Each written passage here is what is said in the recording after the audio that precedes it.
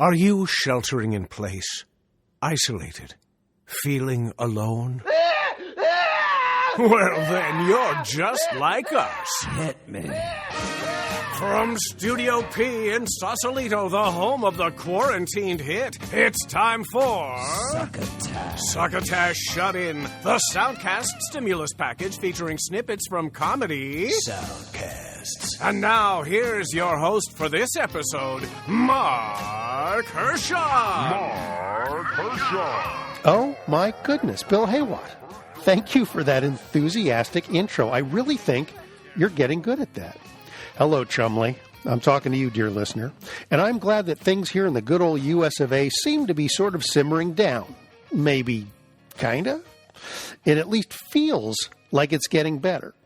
Marc Hershon here to usher you through Epi237 of Succotash Shut-In, the Soundcast Stimulus Package.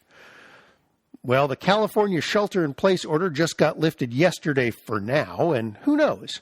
By the time our official 10th anniversary rolls around this April for Succotash, we may just be able to go back to being plain old Succotash, the Comedy Soundcast Soundcast, once again. We've got a special guest sharing the SuccoZoom Studio with me today, but before we get to him, I wanted to ask you if you caught our most recent episode 236 with our alternating host Tyson Saner. He featured a few marvelous clips last week from the Soundcasts Love Alexi, Strange Times, and In the Envelope, the Actors Podcast. So go get a big old scoop, an earful, if you will, of Soundcast goodness at Apple and Google Podcasts, Spotify, Stitcher, iHeart Radio, YouTube, the Laughable app, or from our own home site, succotashshow.com. My guest today is the amazingly hardworking and detail-oriented Chris Mancini. You probably know Chris from his 10-year tenure aboard the Comedy Film Nerd Soundcast that he co-hosted with Graham Elwood. We've chatted with him a number of times in the past on this show, usually when I was down at the Los Angeles Podcast Festival, which he, Graham, Dave Anthony, and Andy Wood spearheaded for 5 years.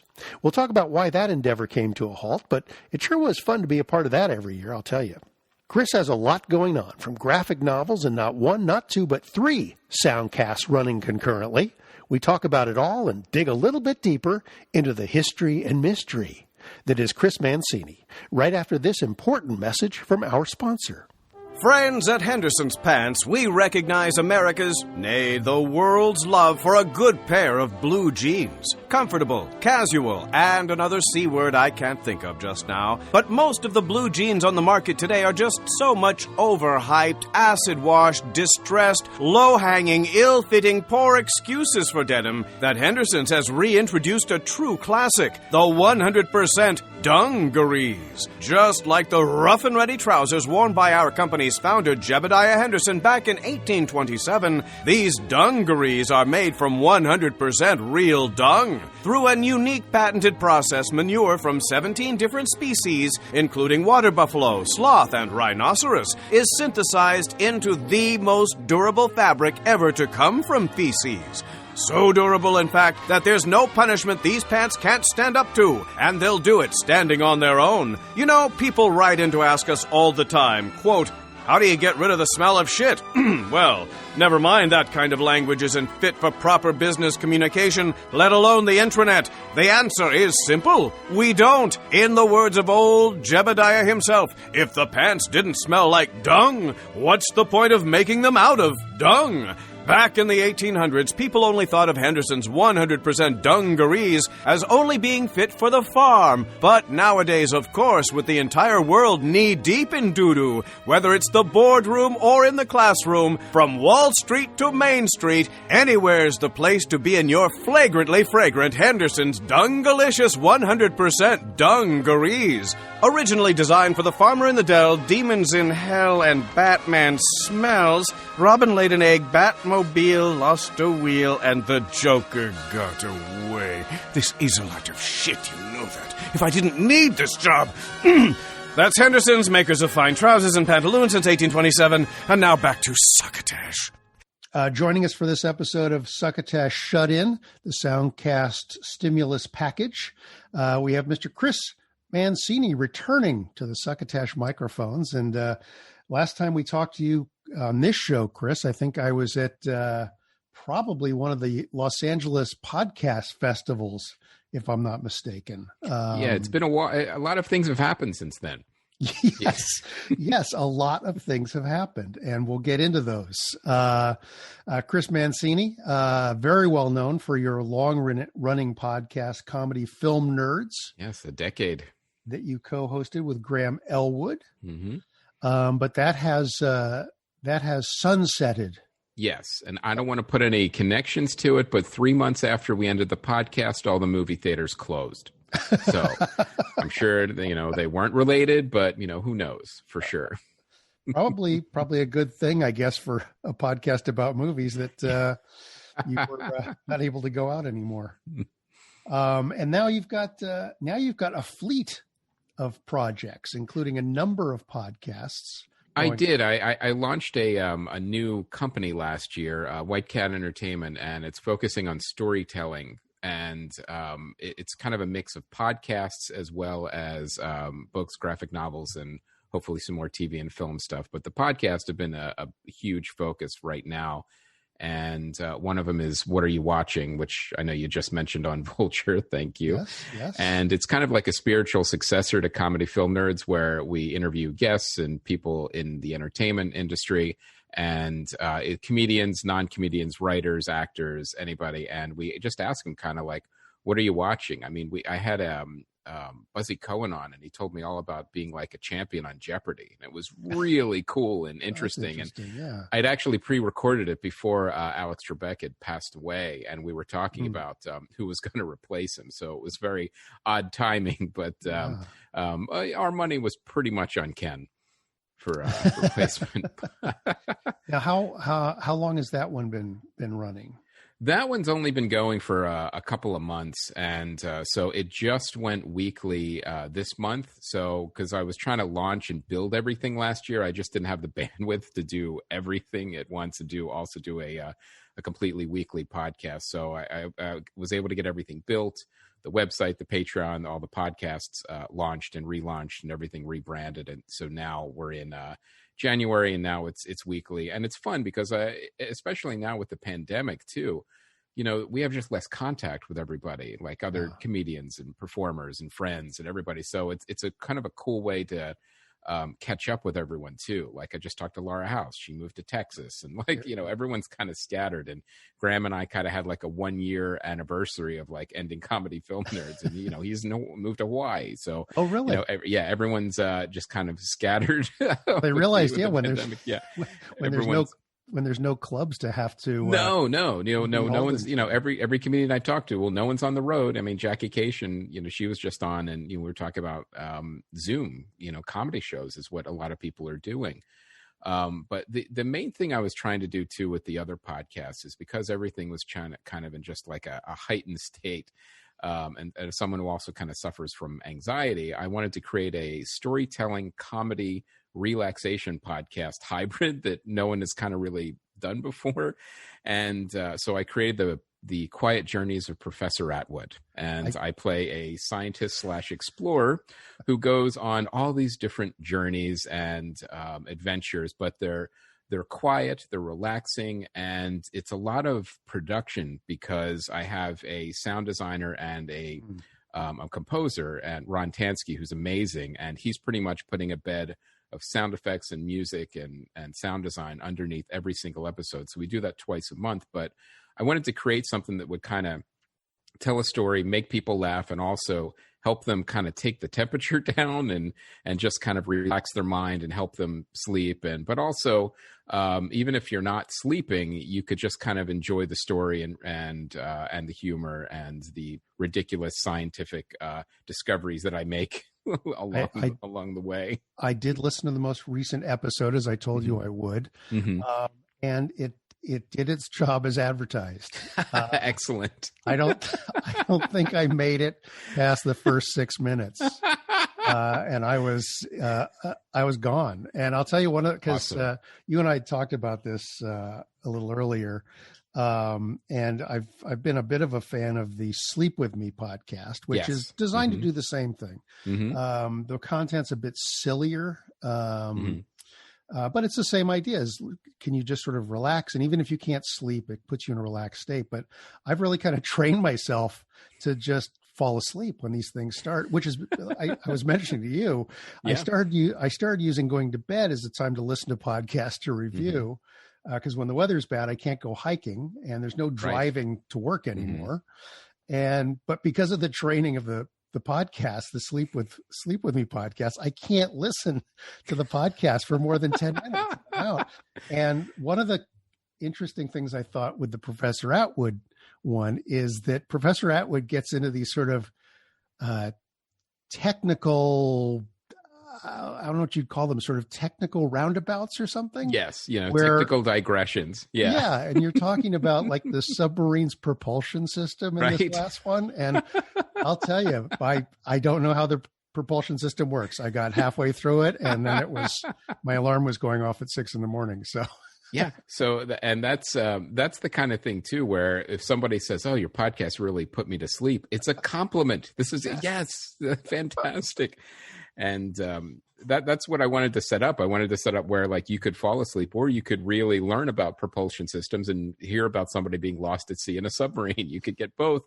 And I was always struck by when fans and other comedians would tell me, it's like, well, I don't tell a lot of people, but I use comedy podcasts to go to sleep. I'm like, that's not an insult. It's okay. You could use comedy to help you sleep or relax. It's totally fine.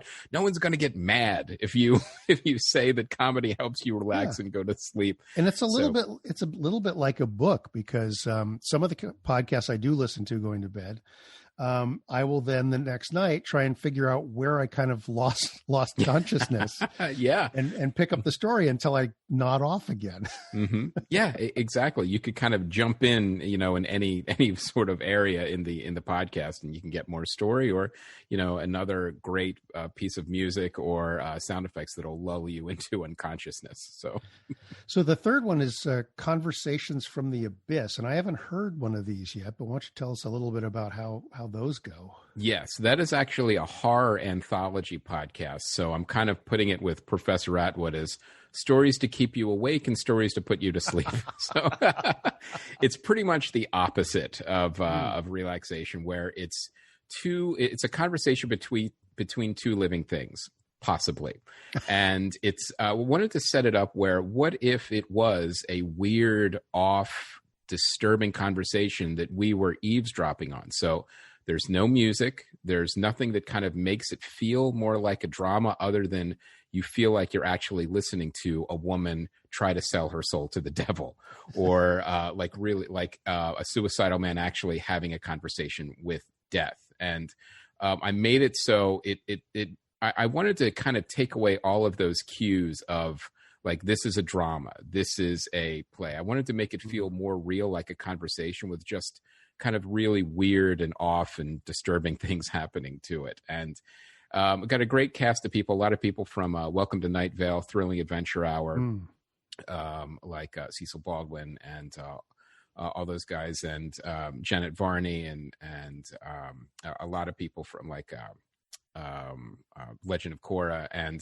everyone kind of does like one episode and then like they come back for like the next season. I've got 2 seasons now, and the 3rd season is actually in post-production, and that should launch, fingers crossed, February 1st. Oh, good. Well, so that's another reason why the other podcast could only be like twice a month until January, because I just had to build and kind of get all these things ready for the launch. But we're going to have to do some catching up then if it's well, there's only 8 of those because those are so intensive. Like each season only has 8 episodes, but I remember some of the feedback I got was somebody said, I haven't listened to all these, so I kind of listened to them all at once, but I shouldn't have because I was alone in my office working late and it creeped me out.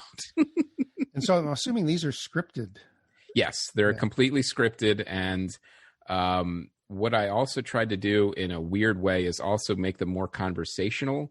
Like they do go on tangents like a podcast would, but ultimately there's a through line in a story that can often end very badly for one of the characters. Well, this is, all of these, other than perhaps What Are You Watching, very different from Comedy Film Nerds. So is this, this sort of content been building up inside you for all this time, hoping for a release? Or as Comedy Film Nerds eclipsed, did you say, what am I going to do next? No, it was more of like, this is what I've always kind of been doing, like as far as writing graphic novels and scripts and books and all of those things. So it was more of like when Comedy Film Nerds ended, I was like, well, I want to focus on the things that I really want to do and the things I really want to say. And it really was storytelling. So that's kind of what I put the focus on. That was kind of a little more in the background while I was doing Comedy Film Nerds. Like even when I was doing Comedy Film Nerds, I had like a graphic novel launch and I was working on books and other scripts and things like that. But now I just kind of want to put all that to the forefront. And how the graphic novel, Far and Away, right? Was Long Ago and Far Away. Yes, that's out from Starburns Press. In fact, they picked it up for development for TV. So we're currently pitching that to TV networks right now. But the pandemic kind of slowed that down a bit. Yeah. So we're hoping we'll get back out there when networks are actually looking to buy new things, which may be some time. But that one is out, and it's you can get it on Comixology. In fact, you could also get signed hard copies on my website. And then the new one, Rise of the Kung Fu Dragon Master, got funded last year on Kickstarter. So we're going to get that to backers, and then we'll get the volume 2 of that. We'll kickstart this year too. Nice. I still have my copy of the graphic novel proudly next to my bed. Awesome. Yeah, that's another good story. Now that one shouldn't put you to sleep. That one. And the TV version, are you hoping for like a live action version of that? We've actually developed, because of the pandemic, we developed kind of 2 different tracks because one of the original ideas was live action, but then when all the live action shut down, we kind of pivoted to animation a little bit. Okay. So we actually have 2 different pitches for it to see which is more marketable at the moment, and no one knows what that is yet. So we'll see as the year progresses which version of it. If I had to pick, I would love to see the live action version for sure. Yeah, that would be pretty fun. Kind of like, it's like a Clerks meets Narnia. So you've got these, crazy self-centered characters, dropped into Lion, the Witch, and the Wardrobe. So Comedy Film Nerds was on for 10 years and started, I think, either about the same year or just before Succotash did, because we started 2011. So I think you were maybe a year ahead of us. We were definitely one of the first ones. I remember when Graham had said to me, it was like, well, we should do a podcast, because originally Comedy Film Nerds was just a website with reviews and movies and a store. And I said, okay. And that's, of course, when I asked, what's a podcast? And, a lot of the older episodes are still available, and you could actually hear us trying to figure out what we were doing in the first couple of episodes as we were all trying to figure it out. But yeah. It's been a while. So you guys had the website, and what sort of led you to, obviously the podcast came out of what you were doing then, but what got you into the comedy film element to begin with? Oh, we were always both big film fans, and I've always been writing, and we were filmmakers too. So we did a lot of independent films, a lot of shorts, a couple of features between us. And, when we always said Comedy Film Nerds, it wasn't that we would only look at comedy movies. We were always look at like any kind of movie, but just with like a comedic kind of spin on it, where our theme was always funny but informative. So we would actually take all that knowledge of filmmaking, and, we both went to film school, and we have that analysis. And, we wrote a book, The Comedy Film Nerds Guide to Movies, that actually we go through and break down the genres. And we always kind of wanted to make that mix of like, yeah, we can make jokes about it, but we also want to give some, valuable insight into this film as why you should see it or why you shouldn't. And that's always something that I've loved to do, where, it's always great to say, yeah, I like this, I didn't like it, but tell me, I always want to know why. Why didn't you like it? Why did you like it? And give me a specific reason. That sucks or that's great. Great, okay, but tell me why. Yeah, that makes sense. I've reviewed films off and on for years, dating back to like my high school newspaper and stuff. Mm-hmm. And I was always struck by reviewers in like the major newspapers that would pan a movie that I had been at the same showing that the reviewer had been at. And the audience very clearly was enjoying the hell out of the movie. And the reviewer didn't like the film. And I was going, well, did we watch a different version of the movie? What happened there? Yeah. All art is subjective. But what I find fascinating too is like, because we grew up around the same era, there weren't that many film reviewers, and the film reviewers were on major newspapers that you actually had to hold in your hand to read. And what surprised me so much was how many film reviewers seem to hate movies so much. Exactly. But that, that's all obviously changed, but it was a weird thing. Like, no, you should love movies. And when one you don't like comes around, you should tell me why you didn't like it. And you should be disappointed because you love movies. Yeah, perfect. So how did you and Graham first meet? Did you guys meet in film school?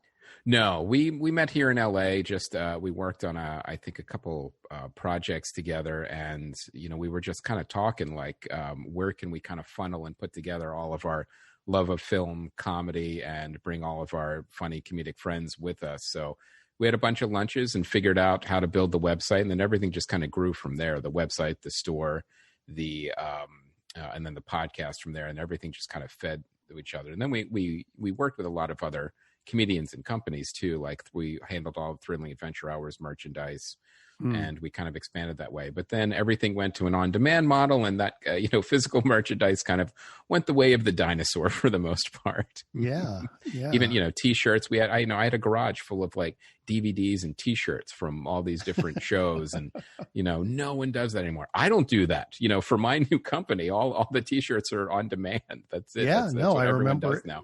I remember just the section at the LA Podfest where everybody had all their merch piled up, and it was just kind of weird to see like tons of versions of stuff printed. Yeah, you may never see that again, actually. Yeah. What I talked to you about this when I was there, and I had my little microphone set up and stuff, but what inspired you guys to start doing the podcast festival in the first place? Because I remember being in on the Kickstarter on the first one, and it was exciting getting that going. And it was in that weird hotel in San Oh, I remember. Yeah. Every year was just weirder and weirder in a good way. It was Dave Anthony came to us with the idea with Graham and I, and we were like, this sounds like fun. Also sounds like a lot of work because, we've been to many different festivals through our film festival experience. So we kind of knew what to expect and how a festival should be run. And we kind of brought all that expertise and ideas to like how we thought the festival should be run. So we kind of put it all together, and we kind of had our different specialties. Like, Dave was a lot more hands-on on the talent, whereas I liked the the backstage stuff with like panels and kind of helping other podcasters and learn about the technology and the medium. And, we put it together for a bunch of years, and, it was really fun. It was just super expensive and a ton of work. Yeah, so it seemed crazy. We sunsetted it right also probably a year or two before all live performance ended as well. So. Well, also it was funny because you guys were kind of first to the market for the first couple of years. Yeah, there was nothing else. And then apparently we made it look easy because a lot of other people came in and lost a bunch of money doing it. So. Yeah. Well, I was just blown away that I think it was the one in Anaheim, and it was like a month apart from yours. And it was like either the fourth or fifth year you guys were doing yours. And it was like, what are these guys thinking? It's going to be calling from the same market. And it's like, it certainly didn't help. And, it didn't help them either. Then I think they did one in New York after that. And then that was it. But, when you're a big corporation, you could lose $100,000 or $200,000 and write it off as a marketing fee. When you're, 3 indie guys trying to put on a festival in a hotel, you can't. You're watching every penny. So it was definitely, 2 different levels of trying to put on an event. Yeah. Just to kind of skip around a little bit, where did you grow up? I grew up in the suburbs of Philadelphia, a town called Westchester, Pennsylvania. And I went to school at Temple University in Philly, and that's where I got my film degree. And it was a couple of years ago, so they called it a radio, television, and film degree. And only 2 of those mediums still exist. So, was it something that you aspired to as a kid? I mean, were you a big radio fan? Were you a movie fan? What sort of things sort of got you sort of revved up to want to pursue that as education? This will be no surprise. It was movies. Yeah. I would watch movies all the time. I would read. I would do 2 things. I would watch movies all the time, and I would read books all the time. And it all boiled down to the telling of the stories. That's what I love the most. And it was always a lot of genre stuff, fantasy, science fiction. That was kind of the things that I gravitated to the most. And that's always kind of what I've worked on as a writer and a filmmaker. Even on the short films, there's always something, a sci-fi fantasy feel to it. And that's right now, what I really want to kind of get back to and focus on. Well, this is what I've always loved. These are the stories I've always loved to tell. And this is kind of where I want to be. Very cool. Very cool. And now you've got White Cat Entertainment. Yes.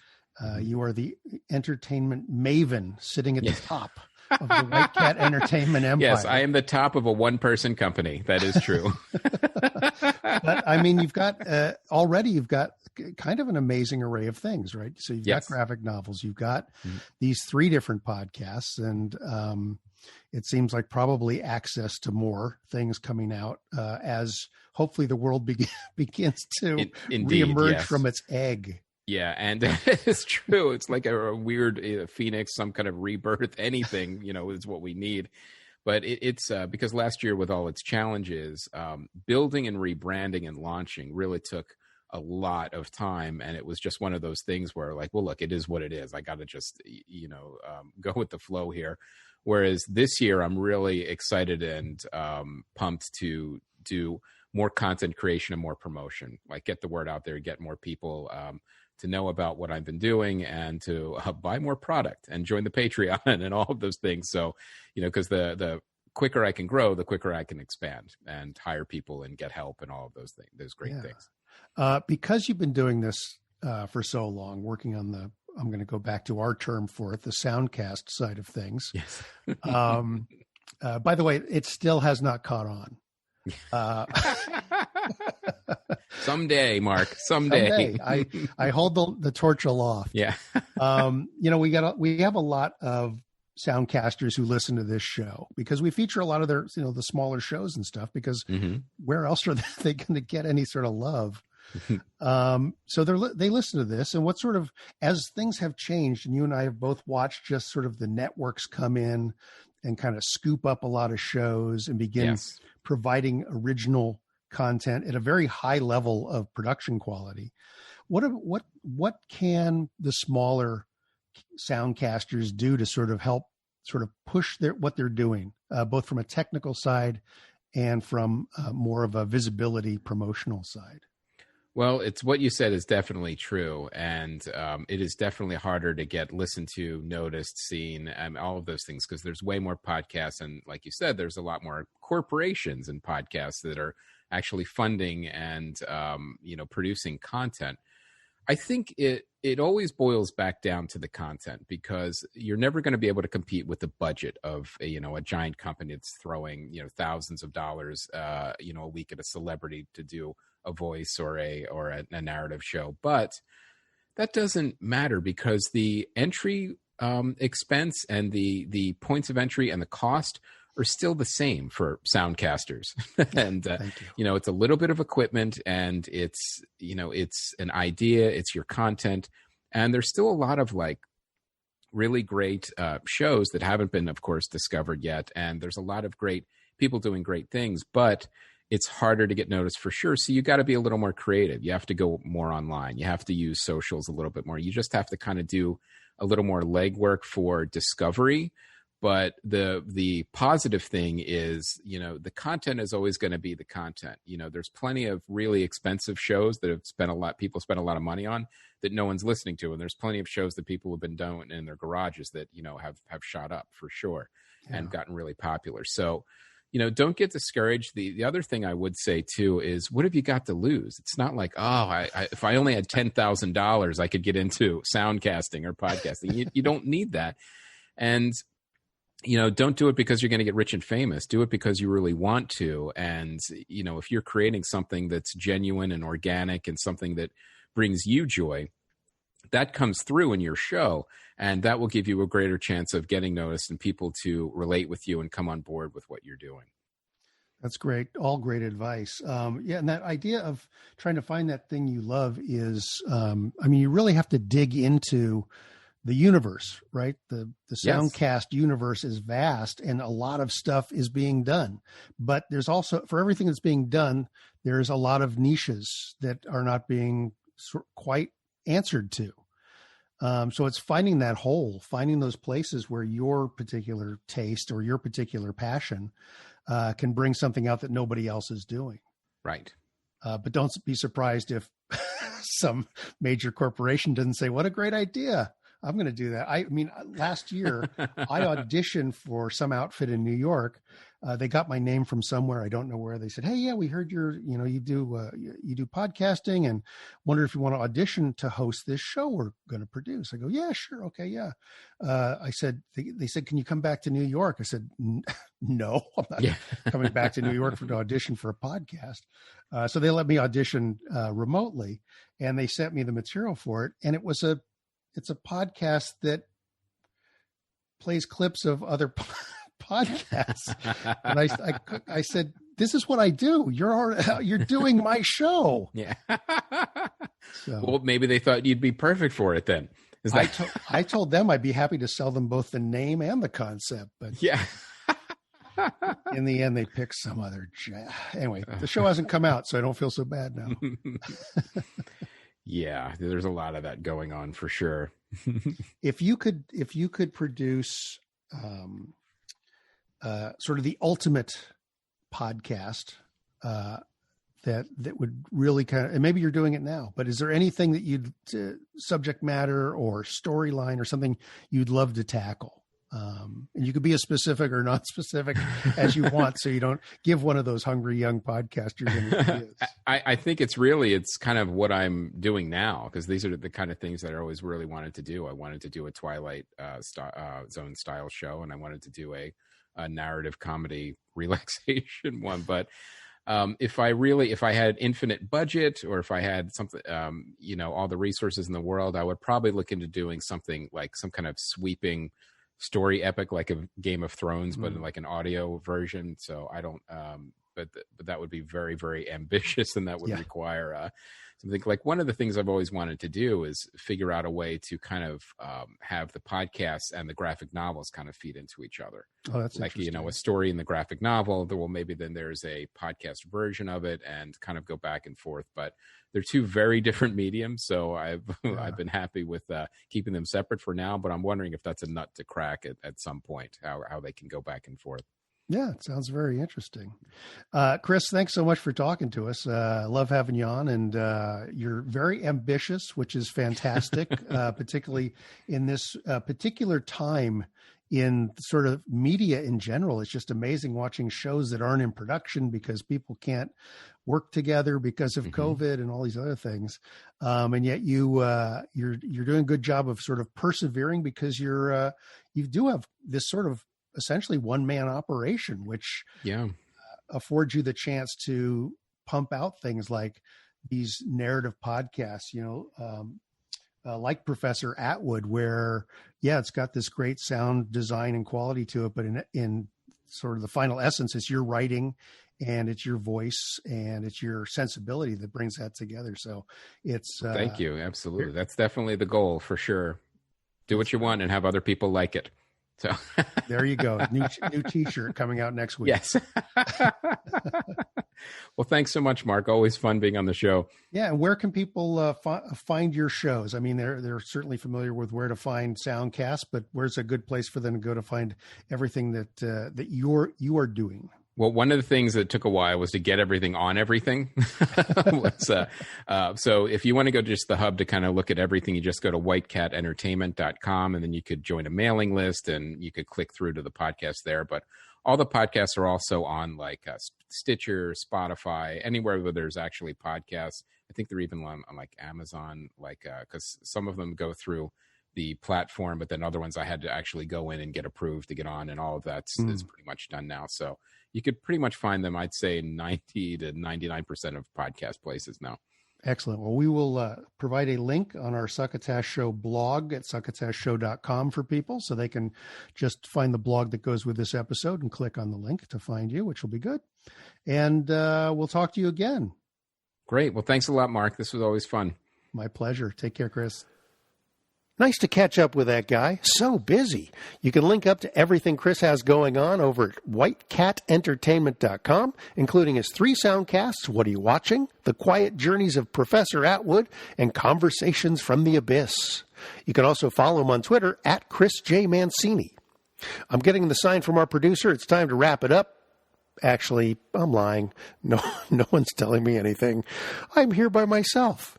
But I do have to kind of get some things going on, some other stuff I've got to get to. So I will just say thanks for dropping by. Please remember to rate and review us where they let you get away with that stuff.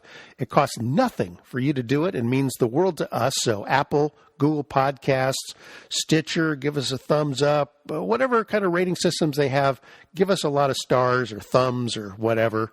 And remember that Tyson will be here before you know it with a lovely packet of Soundcast clips just for you. Until we meet again, be good to each other, wear a damn mask, and if anyone asks if you've heard anything good lately, won't you please pass the succotash? You've been listening to Succotash Shut-In, the Soundcast Stimulus Package, with your host, Marc Hershon. Brought to you by Henderson's Pants, TrumPoetry.com, and imagine your company's name right here. Find us on the web at SuccotashShow.com, on iTunes, on Stitcher, on iHeart Radio, on YouTube, on SoundCloud, on the Laughable app, and tattooed on your mother's rear end.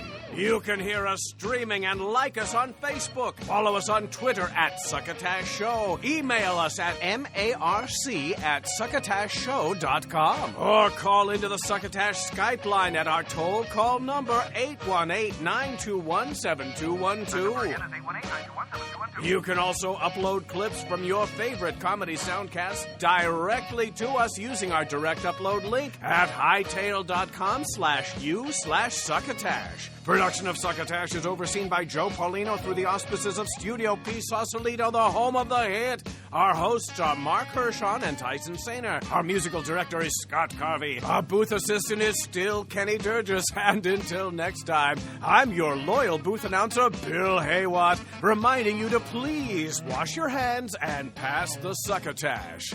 Goodbye.